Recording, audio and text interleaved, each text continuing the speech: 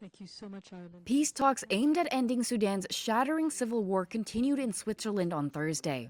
Discussions began a day before. However, the military's absence from negotiations dampened hopes for imminent steps to alleviate the country's humanitarian crisis. The paramilitary Rapid Support Forces sent a delegation to the talks, but direct mediation will be impossible without the army present, U.S. Special Envoy Tom Perriello said this week. We will not be able to do in-person mediated talks with the parties if the parties are not there, even if one party is not there. Instead, participants including Egypt, the UAE, the United Nations, African Union, East African body IGAD, and experts would consult on roadmaps for a cessation of violence and carrying out humanitarian aid deliveries.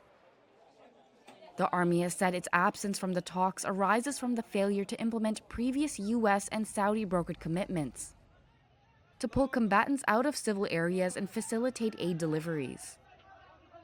Mediators say both sides disregarded that accord. The RSF has denied many accounts of fighters attacking civilians and looting. It says it is open to a peace deal if the army engages in talks. In Port Sudan, locals hope an agreement can be reached. We want peace that satisfies all Sudanese people, without excluding any person. I hope that people go back to their homes, and the rest to support those who have been affected, lost their homes, those whose homes were destroyed. We are supporting anything that would lead to an end of the war, with an agreement of everyone in a way that satisfies all people, all over Sudan. UN officials have warned that Sudan is at breaking point, and that without a larger global response, there will be tens of thousands of preventable deaths from hunger, disease, floods, and violence in the coming months.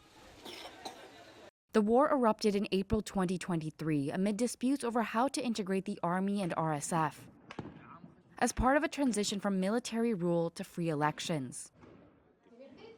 The world's worst humanitarian crisis has ensued, with half the 50 million population lacking food and famine taking hold in part of the North Darfur region.